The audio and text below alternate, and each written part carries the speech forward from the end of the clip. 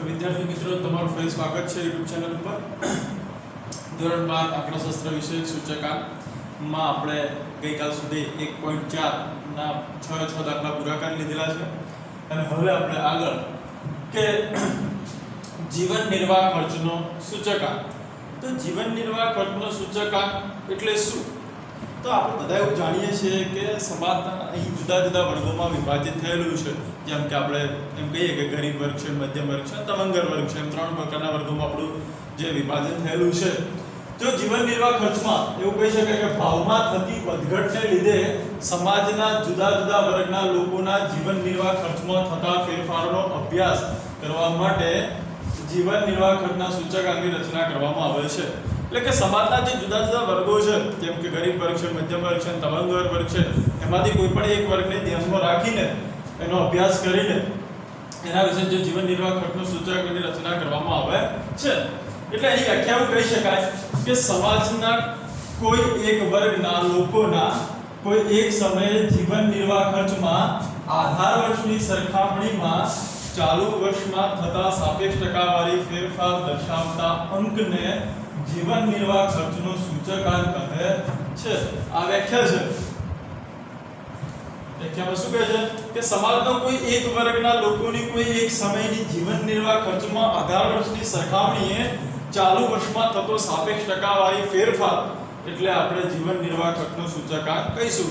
જેમ અગાઉ આપણે વિદ્યાર્થી મિત્રો જોયું હતું કે ભાવમાં થતા સાપેક્ષ ટકાવારી ફેરફારને સૂચકાંક કહેવામાં આવે છે. તો અહીં આપણે જીવન નિર્વાહ ખર્ચનો સૂચકાંક શોધવાનો હોવાથી કોઈ એક વર્ગના લોકોનું જે તે સમયનું આધાર વર્ષની સરખામણીએ ચાલુ વર્ષમાં થતો સાપેક્ષ ટકાવારી ફેરફારને આપણે જીવન નિર્વાહ ખર્ચનો સૂચકાંક કહીશું.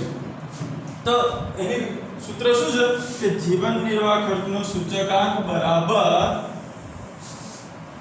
ચાલુ વર્ષનું માસિક ખર્ચ ભાગ્યા આધાર વર્ષનું માસિક ખર્ચ ગુણ્યા 100. એટલે કે જે તે સમયનું માસિક ખર્ચ, આપણે ચાલુ વર્ષના કહેતા શું કે જે તે સમયનું માસિક ખર્ચ ભાગ્યા આધાર વર્ષના માસિક ખર્ચ ગુણ્યા 100 કહી દઈશું તો પણ ચાલશે. પણ આપણી વ્યાખ્યા પ્રમાણે સ્પષ્ટતા થઈ જાય. એટલે કે ચાલુ વર્ષનું કે સમયનું માસિક ખર્ચ અને આધાર વર્ષના સમયનું માસિક ખર્ચ ગુણ્યા 100. તો એનું સૂત્ર છે જીવન નિર્વાહ ખર્ચનું સૂચકાંક મેળવવાનું સૂત્ર. હવે જીવન નિર્વાહ ખર્ચનો સૂચકાંક તૈયાર કરતી વખતે કેટલીક બાબતો છે જે તમારે ધ્યાનમાં રાખવી જોઈએ. તો જીવન નિર્વાહ ખર્ચનો સૂચકાંક તૈયાર કરતી વખતે સૌથી પહેલા એનો હેતુ સ્પષ્ટ હોવો જોઈએ કે આ જે આપણે કોઈ પણ પ્રકારનું જીવન નિર્વાહ ખર્ચનો સૂચકાંક શોધતા હોય તો કયા વર્ગ માટે શોધીએ છીએ એની સ્પષ્ટતા હોવી જોઈએ. એટલે કે ગરીબ વર્ગ માટે શોધીએ છીએ કે મધ્યમ વર્ગ માટે શોધીએ છીએ કે તવંગર વર્ગ માટે શોધીએ છીએ એની સ્પષ્ટતા હોવી જોઈએ. બીજું, કૌટુંબિક અંદાજપત્રની તપાસ. તો જે જીવન નિર્વાહ ખર્ચનો સૂચકાંક તૈયાર કરવા જઈ રહ્યા છીએ એના વિશે આપણે કેટલીક માહિતી એકત્રિત કરવી પડે, એનો અંદાજપત્ર તૈયાર કરવું પડે. કેમ કે દરેક વ્યક્તિ માટે એનો જીવન નિર્વાહ ખર્ચનો સૂચકાંક બદલાતો રહેશે. હું એવું કહી શકું કે જો ઘઉંની અંદર થોડો પણ જો વધારો જો એટલે કે અનાજના ભાવની અંદર થોડો પણ વધારો જોવા મળે તો તવંગર વર્ગને એટલો બધો ફેર પડશે નહીં, પરંતુ ગરીબ વર્ગને એનો 100% ફેર આપણને જોવા મળશે. એની ખરીદ શક્તિ 100% ઘટી જશે. જો પણ તવંગર વર્ગને એટલો ફેર પડતો નથી.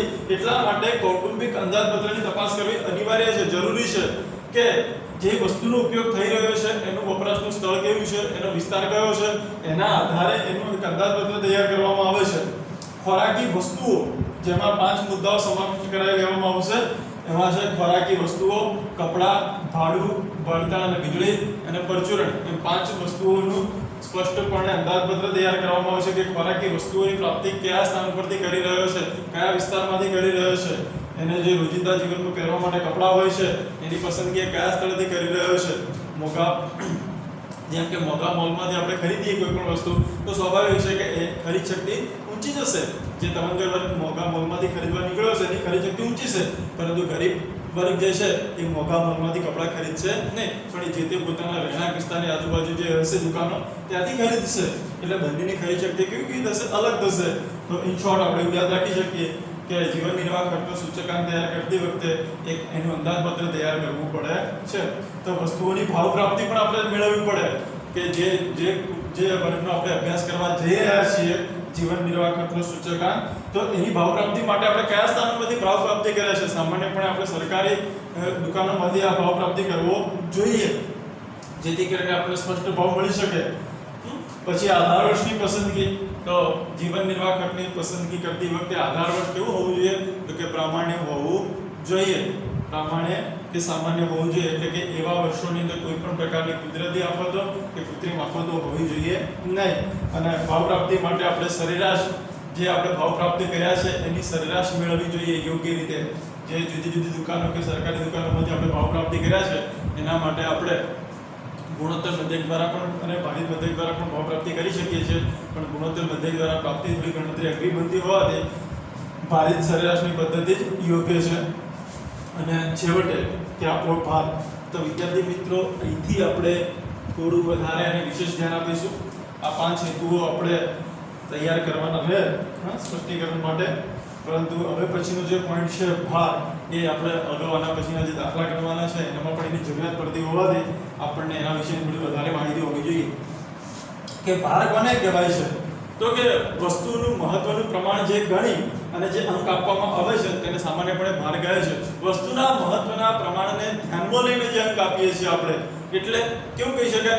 દાખલા તરીકે આપણે બજારની અંદર કોઈ વસ્તુ ખરીદવા નીકળ્યા હોઈએ, માન લો કે આપણે 3 વસ્તુ ખરીદવા નીકળ્યા છીએ, એમાં ચોપડી, બોલપેન અને નોટબુક ખરીદવા નીકળ્યા છીએ. તો આપણે ખરીદી કરતા પહેલા સૌપ્રથમ આપણે એવું નક્કી કરી લઈશું કે આપણે શું ખરીદવું પ્રથમ જરૂરિયાત છે, શું ખરીદવું જરૂરી છે. દાખલા તરીકે આપણે આવતીકાલે સ્કૂલમાં આવવાનું હોય તો આપણે સૌપ્રથમ આપણે કયું શું ખરીદીશું? પુસ્તક ખરીદવું. આપણે એને શું ક્રમ આપીશું? કે નંબર 1 ક્રમ આપવો પડે, કારણ કે પુસ્તકની જરૂરિયાત કેવી છે? અનિવાર્ય છે સ્કૂલમાં આવવા માટેથી. તો એવા સમયે આપણે વસ્તુનું જે મહત્વને લઈને ધ્યાનમાં લઈને જે અંક આપીએ છીએ એને આપણે શું કહીએ છીએ? ભાર કહીએ છીએ. દાખલા તરીકે આપણે બજારમાં ગયા હોઈએ અને બજારમાં આપણે 5 રૂપિયા આપણી પાસે છે, આપણે બોલપેન ખરીદવી કે બિસ્કિટ લેવા, તો આપણે સ્વાભાવિક છે કે જેની જરૂરિયાત વધારે હશે એ સૌપ્રથમ આપણે ખરીદી લઈશું. દાખલા તરીકે બોલપેન અનિવાર્ય હોય લખવા માટે, તો સ્વાભાવિક છે કે આપણે બોલપેન પહેલી ખરીદીશું અને પછી બિસ્કિટ માટે પ્રયત્ન કરીશું.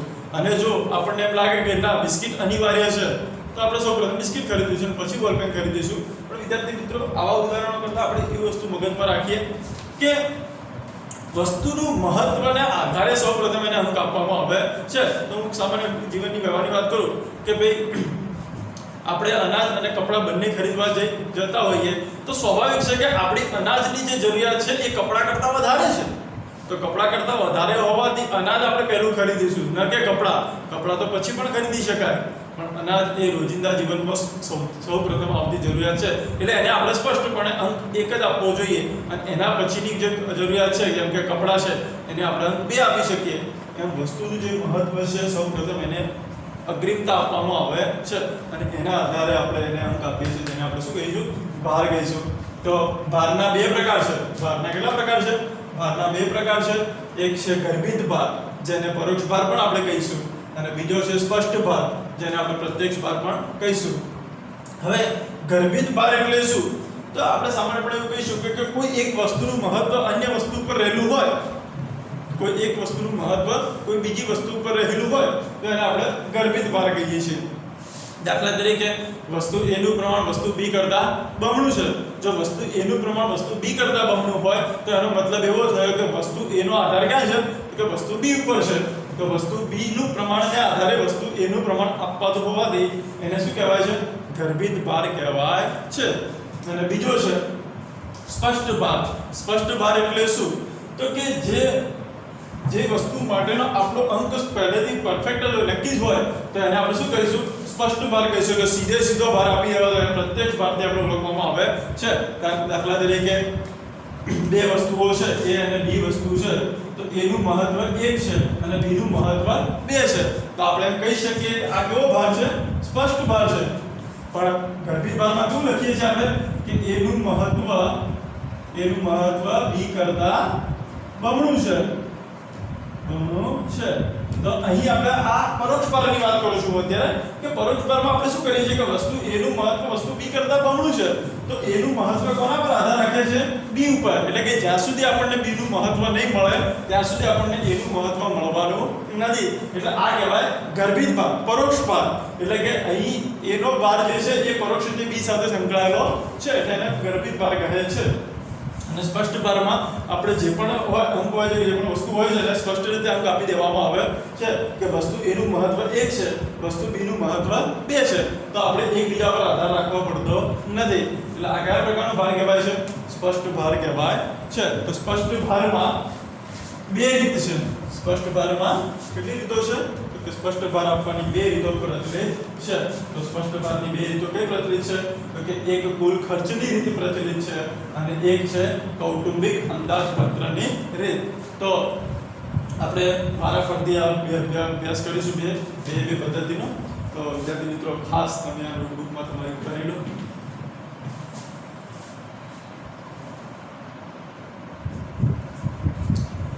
તો વિદ્યાર્થી મિત્રો હવે આપણે ભાર આપવાની જે સ્પષ્ટ ભાર આપવાની જે બે પ્રચલિત રીતો હતી એમાં આપણે પહેલો અભ્યાસ કરીએ છીએ કે કુલ ખર્ચની રીત। તો કુલ ખર્ચની રીત એટલે શું તો કે અહીં કુલ ખર્ચની રીતમાં P0 P1 Q0 અને Q1 એમ એટલે કે નવા ભાવ જૂના ભાવ જૂનો જથ્થો અને નવો જથ્થો એમ બધી વસ્તુઓ ધ્યાનમાં લેવામાં આવતી હોવાથી એટલે કે અહીં તમે જુઓ કે નવા જથ્થાનો પણ ઉપયોગ થઈ રહ્યો છે જૂના જથ્થાનો પણ ઉપયોગ થઈ રહ્યો છે એ જ રીતે નવા ભાવનો પણ ઉપયોગ થઈ રહ્યો છે જૂના ભાવનો પણ ઉપયોગ થઈ રહ્યો છે માટે આ ગણતરીમાં આપણને લાસ્પેયરનું સૂત્ર પણ મળી શકે અને આપણને આ ગણતરીમાં પાશેનું સૂત્ર પણ મળી શકે જો દાખલામાં આપણને P1 આપ્યો હોય અને Q0 આપ્યો હોય P0 આપ્યો હોય તો ગણતરી શેના આધારે થશે તો કે લાસ્પેયરના આધારે થશે અને જો દાખલામાં આપણને P1 આપ્યો હોય Q1 આપ્યો હોય અને P0 આપ્યો હોય તો શેના આધારે થશે તો કે પાશેના આધારે થશે। આપણે આવું યાદ રાખીશું કે જો દાખલાની ગણતરી વખતે આપણને કીધેલું હોય કે કુલ ખર્ચની રીતે સૂચકાંક મેળવો તો કુલ ખર્ચની રીતે સૂચકાંક મેળવતો હોય ત્યારે આપણે ધ્યાનમાં રાખવું પડશે કે આપણને માહિતી કઈ આપેલી છે નવો ભાવ આપ્યો હોય જૂનો જથ્થો આપ્યો હોય અને જૂનો ભાવ આપેલો હોય તો એવા સંજોગોમાં આપણી પાસે લાસ્પેયરનું સૂત્રનો ઉપયોગ થશે અને જે સંજોગોમાં નવો ભાવ આપ્યો હોય નવો જથ્થો આપ્યો હોય અને જૂનો ભાવ આપેલો હોય તો એવા સંજોગોમાં આપણે પાશેના સૂત્રનો ઉપયોગ કરીશું એટલે આપણી પાસે ગણતરીમાં શું થઈ શકે લાસ્પેયરના પાશે બંને હોઈ શકે એટલે માટે કુલ ખર્ચની રીતમાં આપણે લાસ્પેયરનો સૂચકાંક પણ મેળવવાનો થાય અને પાશેના સૂચકાંક પણ મેળવવાનો થાય જે આધાર આપણે દાખલા આપેલી રકમ પર નિર્ધારિત રહેશે। તો અહીં આપણે એવું કહી શકીએ કે P0 Q0 એ W છે W એટલે કે ભાર છે અને એ જ રીતે P1 ભાગ્યા P0 ગુણ્યા 100 કરીએ એટલે શું મળે આપણને સૂચકાંક I મળે છે તો I ને આપણે સૂચકાંક કહેતા હોઈએ તો આપણે આ સૂત્રનું સ્પષ્ટીકરણ આવું રીતે કરી શકીએ કે જો સિગ્મા IW ભાગ્યા સિગ્મા W હોય તો આપણે એનું વિવરણ કહી શકીએ કે I એટલે શું તો કે P1 ભાગ્યા P0 ગુણ્યા 100 ધ્યાન આપજો જરા કે I એટલે શું તો કે P1 ભાગ્યા P0 ગુણ્યા 100 P0 ગુણ્યા 100 અને W એટલે તો કે P0 અને Q0 તો એ જ રીતે આપણે છેદમાં પણ શું છે P0 અને Q0 છે તો આપણે એવું કહી શકીએ કે P0 અને P0 જાય તો P1 Q0 વધે અને P0 અને Q0 ગુણ્યા 100 તો છેવટે કોનું સૂત્ર છે તો કે લાસ્પેયરનું સૂત્ર છે। આમ આપણે કૌટુંબિક અંદાજપત્રની રીત પ્રમાણે હવે જોઈએ ચર્ચા કરીએ જરા તો કૌટુંબિક અંદાજપત્રની રીતમાં આપણે શેનો ઉપયોગ કરવાનો છે તો કે નવો ભાવ જૂનો ભાવ અને જૂના જથ્થાનો ઉપયોગ કરવાનો છે તો આપણને એટલો સ્પષ્ટ ખ્યાલ છે કે જેમાં નવો ભાવ જૂનો ભાવ અને જૂનો જથ્થો આવતો હોય એ રીત કઈ હશે તો કે લાસ્પેયરની રીત હશે। લાસ્પેયરની રીત તો લાસ્પેયરની રીતમાં નવા ભાવ અને જૂના જથ્થાને ધ્યાનમાં લેવાય છે જ્યારે પાશેની રીતમાં શું લેવાય છે નવો ભાવ અને નવો જથ્થાને ધ્યાનમાં લેવાય છે। તો ખાસ વિદ્યાર્થી મિત્રો કૌટુંબિક અંદાજપત્રની રીત પ્રમાણે IL બરાબર IL સૂત્ર શું છે કે IL બરાબર P1 Q0 P0 Q0 ગુણ્યા 100 તો આ કૌટુંબિક અંદાજપત્ર દ્વારા જે સૂચકાંક મેળવાય છે એ છેવટે કોનો સૂચકાંક હશે તો કે લાસ્પેયરનો સૂચકાંક હશે। તો ખાસ વિદ્યાર્થી મિત્રો તમે પણ તમારી નોટબુકમાં ઉતારી લેશો।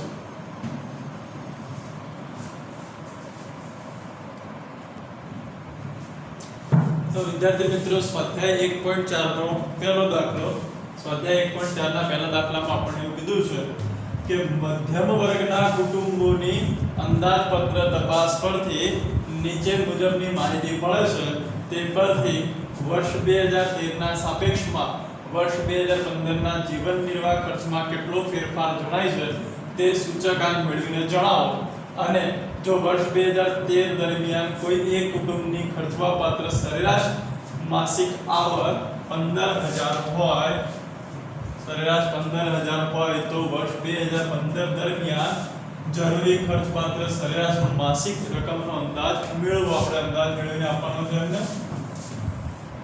તો સૌપ્રથમ આપણે વિદ્યાર્થી મિત્રો ગણતરી કરીશું. અહીં આપણને કયા પ્રકારની માહિતી મળી છે અને કયા પ્રકારનું સૂચકાંક શોધવો પડશે એ નક્કી કરી લઈએ. અહીં સમૂહમાં ખોરાક, બળતણ, ભાડું, કપડાં અને પરચુરણ જેમ આપણે કૌટુંબિક અંદાજપત્રની રીતમાં આપણને આ 5 વસ્તુનો અભ્યાસ માટે કીધેલું હતું. અહીં ભાર આપેલો છે 45, 15, 10, 20 અને 10. અહીં ભાર એટલે આપણને શું આપેલો છે? W. હવે જો આપણને ભાર આપવામાં આવેલો હોય તો સૂચકાંક I મેળવવાનો રહ્યો. તો સૂચકાંક I કેવી રીતે મળશે? તો કે P1 ભાગ્યા P0 ગુણ્યા 100. એટલે કે ચાલુ વર્ષનું ખર્ચ ભાગ્યા આધાર વર્ષનો ખર્ચ ગુણ્યા 100 કરતા આપણને શું થઈ જશે? સૂચકાંક મળી જશે. એટલે આપણે લખીએ છીએ કે I બરાબર P1 ભાગ્યા P0 ગુણ્યા 100. અહીં I બરાબર P1 જે છે તે ચાલુ વર્ષનો ખર્ચ છે અને P0 જે છે આધાર વર્ષનો ખર્ચ છે. તો આપણે લખીએ છીએ બંને રીતના કે 3900 ભાગ્યા 3000 ગુણ્યા 100 બરાબર, તો 3900 ભાગ્યા 3000 ગુણ્યા 100 બરાબર 130. એ જ રીતે આપણે બળતણ માટે ચાલુ વર્ષનો 1850 ભાગ્યા 1450 ગુણ્યા 100. તો ચાલુ વર્ષનો 1850 ભાગ્યા 1450 ગુણ્યા 100 બરાબર 127.59.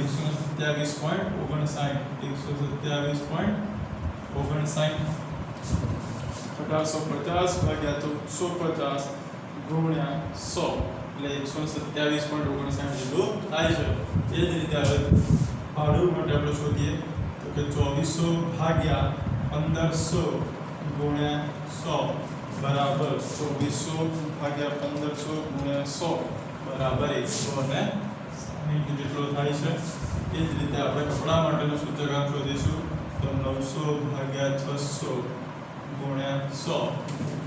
તો કે 900 ભાગ્યા 600 ગુણ્યા 100 બરાબર 150 બરાબર 150. એ જ રીતે છેવટે પરચુરણ માટેનો તો ચાલુ વર્ષનો ખર્ચો 1920 રૂપિયા અને આધાર વર્ષનો 1600 ગુણ્યા 100 બરાબર 1920 ભાગ્યા 1600 ગુણ્યા 100 બરાબર 120.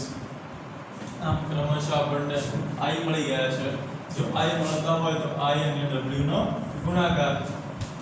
તો આ રહ્યો આપણો ભાર અને આ રહ્યો આપણો સૂચકાંક 130 ગુણ્યા 45 બરાબર 5850. એ રીતે 127.59 ગુણ્યા 15 બરાબર 1913.85. 10 ગુણ્યા 160 એટલે એ થાય 1600. 150 ગુણ્યા 20 બરાબર 3000 થાય. અને છેવટે 120 ગુણ્યા 10 બરાબર 1200. એમ ક્રમશઃ આપણને સૌ પ્રમાણ કરવાનો રહ્યો 5850 પ્લસ 1913.85 પ્લસ 1600 પ્લસ 3000 પ્લસ 1200 બરાબર 13863.85. અને અહીં ભારનો સરવાળો આપણને કેટલો મળશે? તો કે ભારનો સરવાળો સિગ્મા W બરાબર 45 15 60 70 20 90 100. તો હવે ભારિત સૂચકાંક માટે IW નો આપણે ગુણાકાર કરી ચૂક્યા છે. તો ભારિત સૂચકાંક બરાબર ભારિત સૂચકાંક બરાબર સિગ્મા IW ભાગ્યા સિગ્મા W. તો અહીં IW નો સરવાળો કેટલો છે 13563.85 જેટલો અને ભાગ્યા 100 એવું કહી શકાય કે 135.6385 માટે 135.64 જેટલું લખી શકાય. તો અહીં અર્થઘટન કરીએ. અર્થઘટન વર્ષ 2013 ની સરખામણીએ વર્ષ 2013 ની સરખામણીએ વર્ષ 2015 માં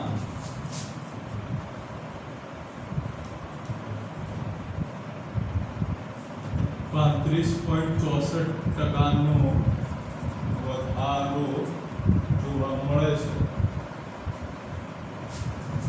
વર્ષ 2013 ની સરખામણીએ વર્ષ 2015 માં આપણને કેટલો તો કે 35.64% નો વધારો જોવા મળે છે. હવે આપણને બીજો પ્રશ્ન પૂછ્યો છે. બીજા પ્રશ્નમાં શું પૂછેલું છે કે જો વર્ષ 2013 દરમિયાન કોઈ એક કુટુંબની ખર્ચવા પાત્ર સરેરાશ માસિક આવક 15000 હોય તો વર્ષ 2015 ની માસિક આવક કેટલી હોવી જોઈએ? તો આપણે અહીંયા લખીએ છીએ કે વર્ષ 2013 નો સૂચકાંક બરાબર 100. વર્ષ 2013 નો સૂચકાંક કેટલો હોવો જોઈએ? 100 હોવો જોઈએ, કારણ કે આધાર વર્ષ છે તો આધાર વર્ષનો સૂચકાંક હંમેશા 100 હશે. તો વર્ષ 2015 નો સૂચકાંક કેટલો શોધ્યો આપણે? વર્ષ 2015 નો સૂચકાંક આપણે મેળવ્યો 135.64. 135.64. તો ફરી પાછું આપણે લખીએ કે વર્ષ 2013 ની ખર્ચવા પાત્ર રકમ સરેરાશ આવક બરાબર કેટલી છે? તો કે 15000. તો વર્ષ 2015 ની સરેરાશ આવક કેટલી? તો આપણે એવું કહી શકીએ કે 135 100 એ 15000 ખર્ચવા પાત્ર એટલે કે સરેરાશ આવક સૂચકાંક 100 હોય ત્યારે સરેરાશ આવક 15000. તો સૂચકાંક 135.64 હોય ત્યારે ખર્ચવા પાત્ર રકમ કેટલી? તો 135.64 ગુણ્યા 15000 ભાગ્યા 100. તો 135.64 ગુણ્યા 15000 ભાગ્યા 100 આપણને મળે છે જવાબ 20346. તો વર્ષ 2015 ની સરેરાશ આવક કેટલી હોવી જોઈએ? માટે વર્ષ 2015 ની સરેરાશ માસિક આવક 20346 હોવી જોઈએ. તો વિદ્યાર્થી મિત્રો ખાસ તમારા નોટબુકમાં ઉતારી લો.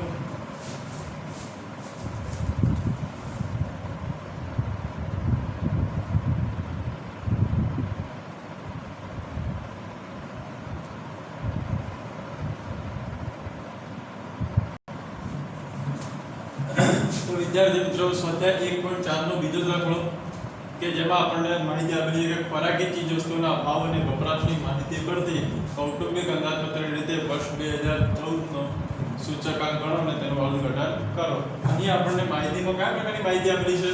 તો આપણે અહીં જોઈ શકીએ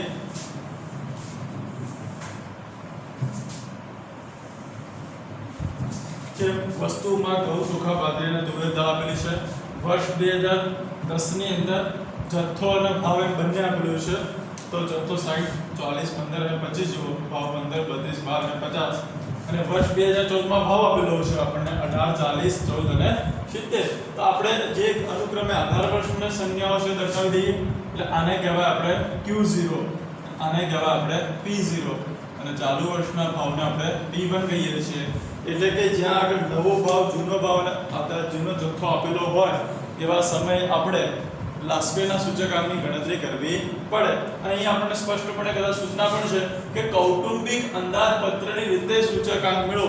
તો કૌટુંબિક અંદાજપત્ર દ્વારા જે સૂચકાંક મેળવાય છે એ છેવટે કોનો સૂચકાંક હોય છે?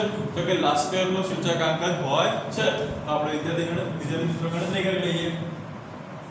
P1 અને Q0 તો આપણે આ P1 આ રે આપણા Q0 એટલે કે છેદી બે લાઈનનો ગુણાકાર કરતા 18 * 60 બરાબર 1080. પછી 40 * 40 બરાબર 1600. 40 * 40 બરાબર 1600. 14 * 15 બરાબર 210 અને 70 * 25 બરાબર 1750. 70 * 25 બરાબર 1750. અને વિદ્યાર્થી મિત્રો આપણે P0 અને Q0 P0 અને Q0 અંદર 6 * 90 એટલે 900. 32 * 40 બરાબર 1280. 15 * 12 બરાબર 180. 25 * 50 બરાબર 1250. તો આપણે જે ગણતરી જોઈ હતી એ આપણને મળી રહી છે.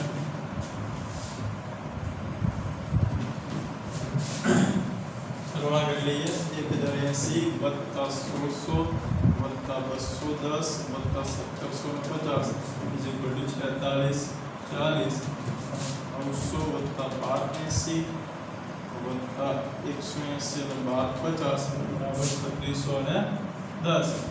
તો કૌટુંબિક અંદાજપત્રની રીતે સૂચકાંક બરાબર કૌટુંબિક અંદાજપત્રની રીતે સૂચકાંક બરાબર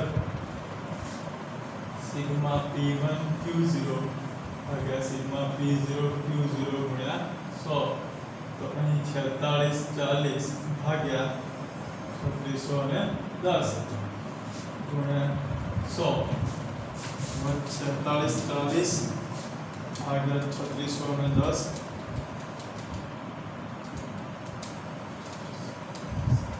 100 બરાબર 128.53 જેટલું. અર્થઘટન કરીએ તો શું કહી શકાય કે વર્ષ 2014 માં 28.53% વધારો થયો. વર્ષ 2014 માં 28.53% વધારો થયો એવું આપણે સ્પષ્ટપણે કહી શકીએ. હવે વિદ્યાર્થી મિત્રો આપણે આ જ દાખલો બીજી રીતે પણ ગણી શકીએ. બીજી કઈ રીતે? તો કે કૌટુંબિક અંદાજપત્રની રીત બરાબર કૌટુંબિક અંદાજપત્રની રીત બરાબર સિગ્મા IW ભાગ્યા સિગ્મા W. હવે સિગ્મા IW માં મેં તમને કીધું હતું કે આપણે I કેવી રીતે મેળવીએ છીએ? તો કે P1 ભાગ્યા P0 ગુણ્યા અને 100. અને W કેવી રીતે મેળવીએ છીએ? તો કે P0 ગુણ્યા Q0. તો વિદ્યાર્થી મિત્રો આ ખાસ તમે આ રીતથી દાખલો પ્રયત્ન એકવાર કરશો બરાબર. અને આવતા લેક્ચરની અંદર આ જ દાખલા નંબર 2 આ પદ્ધતિએ ગણાવીશ તમને. તમે એકવાર ઘરેથી પ્રયત્ન કરજો કે આવડે છે કે નથી આવડતો. અને ખાસ હું આ જ દાખલો ફરીથી એકવાર તમને આ પદ્ધતિએ ગણાવી દઈશ કે કૌટુંબિક અંદાજપત્રની રીત બરાબર સિગ્મા IW ભાગ્યા સિગ્મા W. તો છેવટે કોનો સૂચકાંક છે? તો કે લાસ્પેરનો સૂચકાંક છે. તો એ રીતે આપણે મેળવી લીધો સૂચકાંક. પણ હવે પછી હું જ્યારે નેક્સ્ટ લેક્ચરમાં લઈશ ત્યારે આ જ દાખલો આપણે આ પદ્ધતિએ ગણીશું. એટલે કે જેમાં IW માટે આપણે I પણ મેળવીશું. I કેવી રીતે મેળવીશું? કે P1 ભાગ્યા P0 ગુણ્યા 100 કરીને મેળવીશું. અને આપણે શું મેળવીશું? W. તો કે P0 અને Q0. તો એવું કહી શકાય કે આ આપણા W છે. તો હવે P1 ભાગ્યા P0 દ્વારા I મેળવીશું. છેવટે I અને W નો ગુણાકાર દ્વારા આપણને સૂચકાંક મળશે. તો ખાસ વિદ્યાર્થી મિત્રો ઘરેથી પ્રયત્ન કરીશું.